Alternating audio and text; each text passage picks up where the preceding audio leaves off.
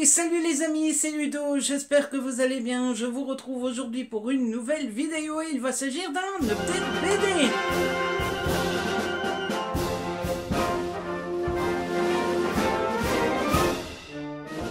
En effet, j'ai lu dernièrement 4 BD dans tous les genres différents, 4 BD que j'ai plutôt bien aimés et donc il est grand temps de vous en parler aujourd'hui, histoire de déjà ne pas avoir oublié trop les histoires et pouvoir vous en parler fidèlement, et puis surtout pour peut-être, pourquoi pas, vous en donner envie, puisque, eh bien, forcément, quand j'ai aimé, eh bien, j'ai envie de transmettre cet amour et de donner envie à certaines personnes de découvrir les mêmes choses que moi. Je vous propose qu'on démarre tout de suite cette vidéo, histoire qu'elle ne dure pas trop longtemps. Alors, tout d'abord, la première BD dont je vais vous parler, il s'agit de Elle, le tome 1, la nouvelle de Aveline Stockart et Kit Toussaint aux éditions Le Lombard. C'est Aveline Stockart qui est au dessin et Kit Toussaint qui est au scénario.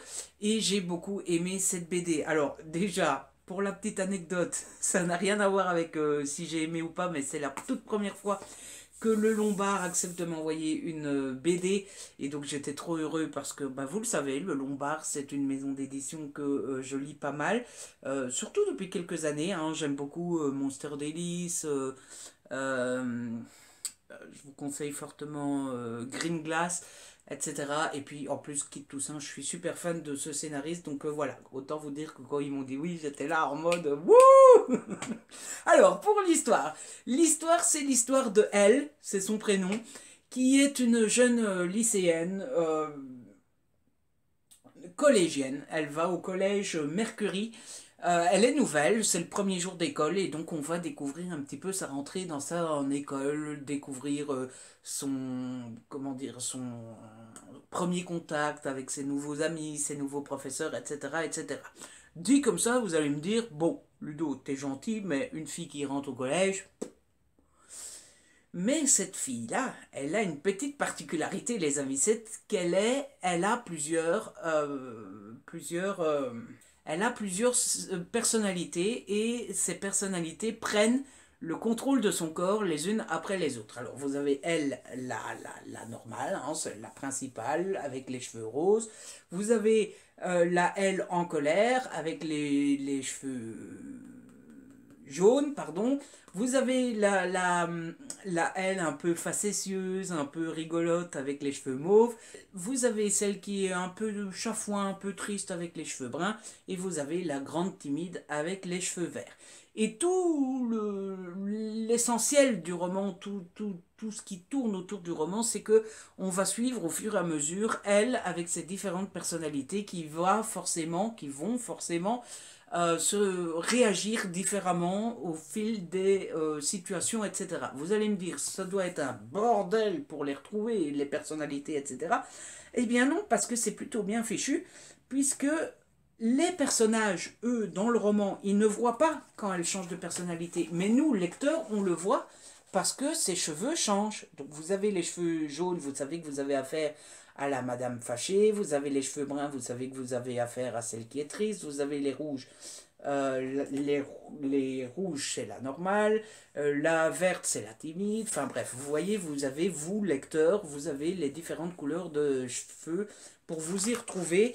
Et alors, ce que j'ai trouvé assez bien fichu, c'est que pour vous y retrouver dans les différentes personnalités, parce que forcément, vous rentrez dans l'histoire, vous n'êtes pas forcément au courant de... Eh bien, on vous explique quelle madame est laquelle, mais tout en l'incorporant dans l'histoire. Vous voyez, comme ça fait pas vraiment explication.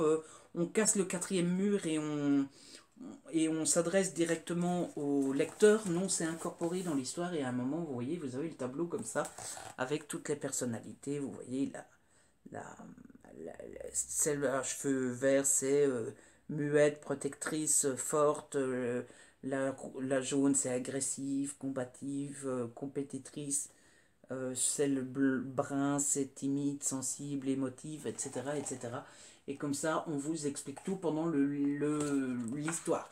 Vous aurez remarqué que les dessins sont juste sublimes. Alors, je sais pas ce que vous en pensez, mais moi j'ai trouvé ça très très très très très très très joli. Les couleurs sont très chaudes, très belles. Enfin, moi j'aime pas trop les BD. Déjà en noir et blanc, moi c'est foutu. Mais en plus quand les couleurs sont un peu dans les tons froids, un peu hiver, etc. J'aime pas beaucoup. Par contre quand c'est des tons comme ça qui font très été, très solaire, moi j'aime beaucoup ça. Et le format de la BD qui est juste magnifique aussi, qui est plus format, vous savez, un peu comics que format BD. Je vous montre une autre BD juste à côté pour vous donner une petite idée. Vous voyez? Donc c'est très agréable à lire, ça prend pas trop de place, etc. Donc voilà, moi, franchement, je ne vois que des points positifs à cette BD-là. Et, comme si tout ça ne suffisait pas, l'intrigue des différentes personnalités de elle n'est pas la seule intrigue de la BD, puisque il semblerait bien que elle se fasse suivre pendant toute l'aventure. Et pourquoi est-ce qu'elle est suivie? Pourquoi est-ce qu'elle est poursuivie? Pourquoi est-ce qu'elle est surveillée? Qui la surveille? C'est une réponse que vous n'aurez pas tant que vous ne l'aurez pas lu. Voilà. Évidemment, vous vous doutez bien qu'on n'a pas toutes les réponses dans ce premier tome. Il y aura un tome par an et j'ai juste hâte d'être à l'année prochaine pour pouvoir découvrir la suite. Ensuite, la suite. Ensuite, on va parler de Tara. Tara, le premier tome, Un été zéro déchet avec Anne-Gaëlle et Gwenola à Morizur et Séverine Lefebvre aux éditions Jungle. Alors, j'avais demandé cette BD là parce que dernièrement j'avais lu Hashtag les belles vertes qui était édité aux éditions Jungle aussi, je vous en ai déjà parlé, ça avait été un gros coup de cœur et qui parlait aussi de l'écologie, de la planète, etc. J'avais beaucoup aimé et donc j'étais curieux de découvrir un autre titre qui parlait du même thème et j'ai donc tenté celle-ci. Je suis désolé quand je vous montre la BD, il y a moins de luminosité. Mais bon, le plus important c'est la BD. Hein. Déjà, vous aurez remarqué cette couverture. Je vais vous montrer les dessins directement comme ça vous donnera une petite idée de à quoi ça ressemble. Moi j'ai trouvé ça très beau aussi, encore une fois. Encore une fois, les couleurs sont très claires, très solaires, ça fait très été. En plus, ça se passe sur une île, à la plage, etc. Donc ça sonne très vacances, ça donne énormément envie d'aller faire de la bronzette, etc.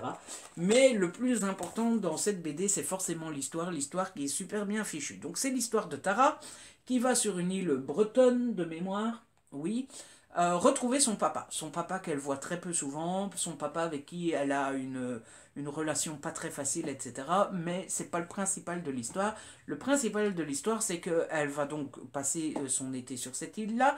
Il y a une plage, et sur la plage, il y a un entrepreneur qui va s'installer, et qui va installer alors chez moi, on appelle ça une cahute. Euh, je ne sais pas si vous appelez ça en France, une cahute aussi, mais vous savez, un bazar comme ça, quoi. Vous voyez, un snack. Et donc tout le monde peut se restaurer sur la plage, etc. Le seul souci, c'est que cette nouvelle entreprise va faire en sorte qu'il va y avoir énormément de déchets sur la plage, dans l'océan, etc., etc. Déchets qui vont mettre en danger la nature, mais aussi en danger les animaux, dont le petit phoque qu'on suit tout au long de l'histoire. Et donc Tara et ses amis vont tout faire, en tout cas tout ce qu'ils peuvent, pour sauver la nature et la planète, et surtout pour contrecarrer un peu cette entreprise qui ne fait pas attention et qui ne se gêne absolument pas pour polluer. C'était super bien fait. Je trouve que c'est très intéressant d'essayer de faire comprendre aux jeunes qu'il faut faire attention, qu'il ne faut pas polluer, qu'il ne faut pas jeter ces déchets n'importe où, n'importe comment. Bref, sensibiliser les plus jeunes à l'écologie, je trouve ça super important. Je ne suis pas le plus écolo de tous, je me dis parfois que je devrais l'être un petit peu plus, mais tout de même, je fais quand même attention et je ne suis pas du genre à jeter mes déchets, etc. n'importe où. Et je trouve ça super intéressant de faire passer le message. Et ce que je trouve le bien fait dans ces BD, c'est qu'on fait passer le message, mais sans jamais être moralisateur. On dit jamais dans l'histoire ne jetez pas vos déchets.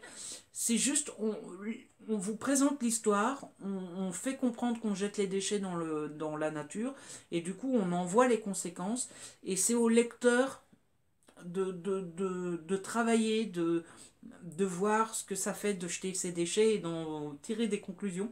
Et je trouve ça plutôt bien fait. À la fin de la BD, il y a aussi un petit fascicule, vous voyez, notre aventure zéro déchet, Zénoïde Lourier, île de Royal. Voyez, et c'est un petit, alors il y a pas grand chose, hein, il y a 4 ou 6 pages, et on vous donne plein de petites astuces pour pouvoir faire du zéro déchet tout simplement, hein. Donc euh, refuser ou remplacer, colle un autocollant stop pub sur ta boîte aux lettres. Moi je le fais pas parce que j'adore les pubs. C'est quelque chose que j'aime beaucoup. Paille en bambou ou en aluminium, gourde à emporter partout, des torchons et serviettes en tissu, sac en tissu réutilisable et pochons à vrac, boîte à repas, goûter réutilisable. Vous voyez? Et puis on vous met réduire. Avant d'acheter quelque chose, pose-toi les 5 questions. En ai-je vraiment besoin? Y a-t-il chez moi quelque chose d'équivalent? Est-ce que quelqu'un peut me le prêter? Est-ce que je peux le fabriquer? Est-ce que je peux l'acheter d'occasion? Bref, plein de petites choses comme ça pour le zéro déchet et pour sensibiliser les plus jeunes et les moins jeunes, hein, parce que je suis en train de dire c'est bien, il faut éduquer nos enfants. J'ai beaucoup de défauts moi-même, hein, donc bon, je vais pas faire la morale aux autres, mais je trouve ce genre de BD super bien faite, super intéressante et d'utilité publique. Donc voilà, je suis très content de l'avoir lu, je suis très content que Jungle me l'envoie et je suis très content de la faire connaître parce que je pense que si vous êtes parent, offrir ce genre de BD à vos jeunes enfants, et les laisser réfléchir un petit peu dans leur coin, et puis pourquoi pas après la lecture en parler un peu avec eux, je pense que ça peut être intéressant et que ça peut faire le taf, plutôt que de devoir faire la morale vous tout seul comme parent, parce que forcément, je pense, en tout cas moi quand j'étais petit, c'était comme ça, quand mes parents me faisaient une morale, oui, oui, oui, oui, oui, papa, oui, je t'écoute, oui.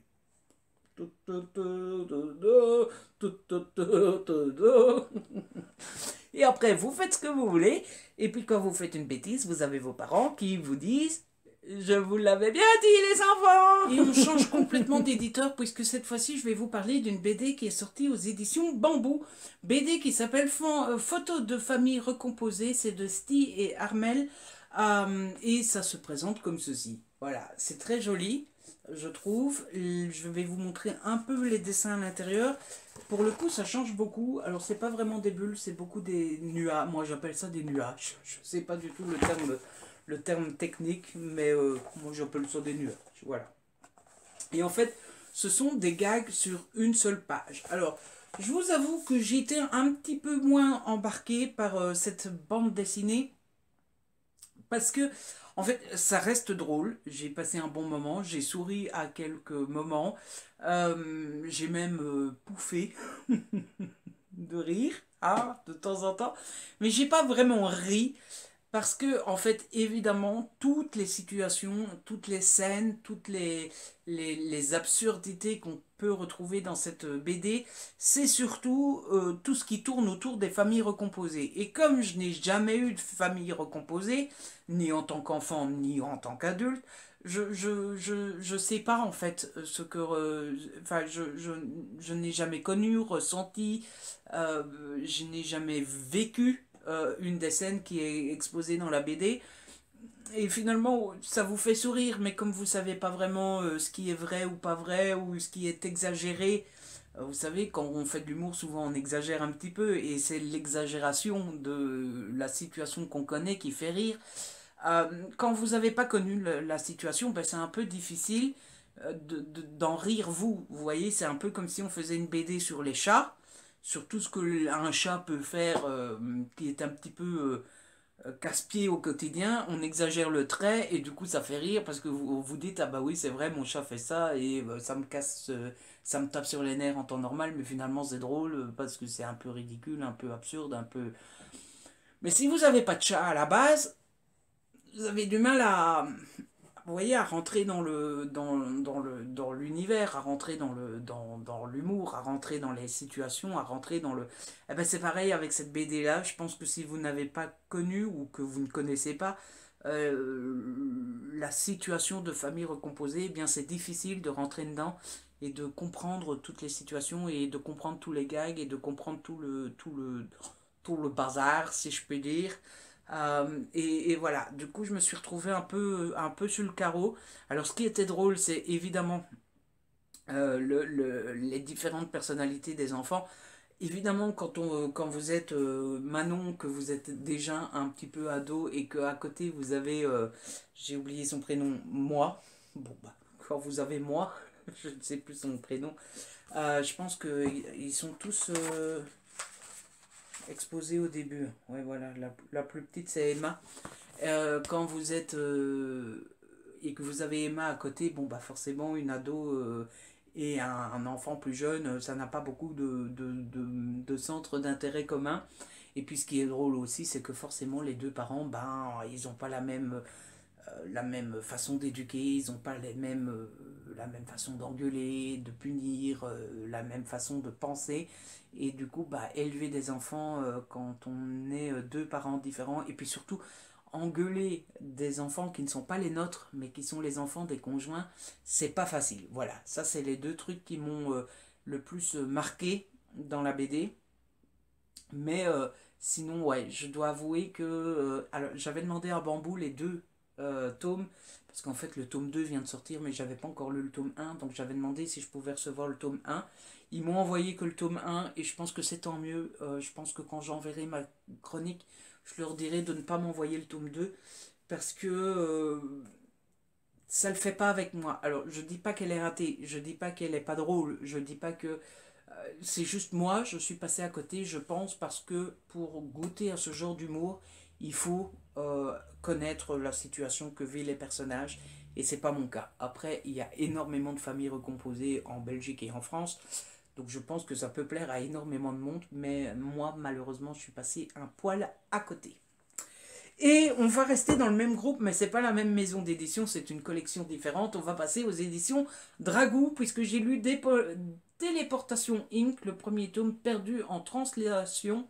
C'est de Latil et Sordet, et c'est une histoire en deux tomes. C'est quelque chose que j'aime beaucoup aux éditions Dragou et aux éditions Grand Angle, c'est que vous pouvez commencer des collections et vous savez directement quand ça va finir, quoi. Vous n'êtes pas parti pour 150 000 tomes, vous avez deux tomes, l'histoire est complète et finie, on n'en parle plus. C'est le cas de celle-ci. Alors, dans cette BD, on est dans un monde futuriste. Je ne pense pas qu'on nous donne une année. Non. On est dans un monde futuriste dans lequel on peut se téléporter comme on veut. Seulement, pour se téléporter, il y a des règles.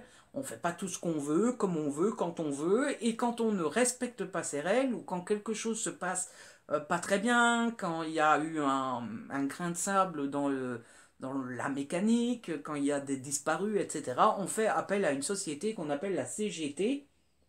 Je vérifie, oui, la compagnie de téléportation galactique.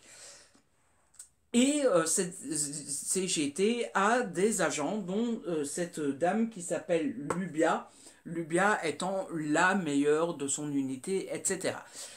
Et au début de la BD, on a 5 disparus. Il s'est passé quelque chose, mais on ne sait pas quoi. Et donc, on envoie Lubia pour enquêter sur ce qu'il s'est passé et pour savoir un peu où ils sont, ces gens. Est-ce que c'est eux qui ont fait une bêtise? Est-ce qu'ils ont été enlevés? Est-ce qu'ils sont perdus? Est-ce qu'ils sont... On ne sait pas. Et voilà. Ça, c'est l'histoire de base. C'est super bien fait. J'ai beaucoup aimé... euh, D'abord le fait que ça soit... comment dire? Je pense que c'est un rêve un peu universel, quoi. Universel, c'est mieux. C'est un rêve un peu universel de pouvoir aller où on veut, quand on veut, sans effort. Hop, on se téléporte, etc. Franchement, qui n'en rêverait pas? J'ai rendez-vous dans 5 minutes. Allez, hop, on monte dans la machine et hop, on se retrouve de l'autre côté. Donc ça, c'est très intéressant. J'ai beaucoup aimé le rythme. On ne s'ennuie pas une seconde. Il se passe plein de choses. Il y a beaucoup de scènes d'action. Il y a beaucoup de scènes d'explosion, de tirs, de situations où nos personnages sont un peu en danger. Enfin bref, ça fait boum, quoi. Hein. C'est boum, boum, boum, boum, boum, on n'arrête pas. J'ai beaucoup aimé la fin qui est frustrante, mais je pense que c'est les meilleures fins quand on est frustré, qu'on n'a qu'une envie, c'est de se jeter sur la suite, etc. C'est que la fin est réussie et je trouve que c'est le cas ici. Évidemment, hein, les auteurs ne sont pas débiles, ils arrêtent juste pile poil au moment où il faut. Donc ça c'est super réussi, je sais que quand le tome 2 sera disponible, je vais me jeter dessus. Et puis forcément, j'ai aimé les dessins, qui pour le coup sont très jolis, je trouve. Voilà, je vous montre un petit peu. Je ne sais pas ce que vous en penserez, mais je trouve tous ces dessins très réussis. J'adore les couleurs. Enfin, moi, je trouve que... Et pour le coup, pourtant, elles sont assez froides, mais je sais pas, j'aime beaucoup. Et alors moi, il y a une qualité qui peut paraître un petit peu idiote, un peu anecdotique, etc. Mais c'est un truc que j'adore dans les BD, c'est les pages glacées. Alors ça, moi, les pages glacées, vous me mettez des pages glacées, vous avez déjà réussi à moitié à me convaincre, quoi. Parce que moi, c'est vraiment quelque chose que j'aime énormément dans la BD, c'est les pages glacées. C'est mon plaisir, quoi. C'est mon kiff. Les pages glacées, c'est le top du top. Donc voilà, j'ai beaucoup aimé. Il y a juste un petit détail, c'est que, alors, je serais incapable de vous dire si c'est la BD qui est mal faite sur ce point-là ou si c'est moi qui suis nul. Il faut savoir que je suis très peu SFFF, fantastique, tout ce qui n'est pas réel, etc. J'ai beaucoup de mal. Mais j'ai eu une difficulté dans cette BD, c'est de comprendre les règles de la téléportation, ce qu'on a le droit de faire, ce qu'on n'a pas le droit de faire, comment ça se passe, etc. etc. Et du coup, ça m'a un petit peu dérangé pendant ma lecture. Maintenant, je ne peux pas vous dire que c'est un point faible de la BD parce que j'en sais rien. Est-ce que c'est moi qui, n'ayant pas l'habitude avec la SFFF, j'ai toujours beaucoup de mal à me représenter la SF, à me représenter ce qu'on me raconte, etc. Dès que ça sort de ce qui est connu, de ce qui existe vraiment. Et du coup, est-ce que c'est la BD qui est mal faite ou est-ce que c'est moi qui ne comprends pas bien à cause de cette difficulté que j'ai à imaginer les choses, j'en sais rien. Mais moi, ça m'a un poil dérangé. Mais bah, vous l'aurez remarqué avec cette chronique, ça ne m'a pas assez dérangé pour vous dire des choses très positives de la BD. Et ça ne m'a pas assez dérangé que pour ne pas avoir envie de découvrir la suite. Donc c'est anecdotique. Mais bah, une chronique, c'est fait pour être honnête et pour vous dire ce qu'on a aimé et ne pas aimé. Donc c'était normal que je vous le dise en passant tout de même. Et donc voilà ce que j'avais à dire sur cette bande dessinée. En tout cas, j'espère que cette vidéo vous a plu. J'espère que je vous ai donné envie de découvrir l'un de ces titres. Franchement, il y a du bon, du très bon. Hein, voilà. Donc si c'est le cas, n'hésitez pas à liker la vidéo, n'hésitez pas à la partager, n'hésitez pas à commenter. Vous savez que j'adore vous lire. Si ce n'est pas encore fait, eh bien abonnez-vous, c'est gratuit et ça fait plaisir. On se retrouve très vite pour une nouvelle vidéo. D'ici là, prenez soin de vous et de ceux que vous aimez.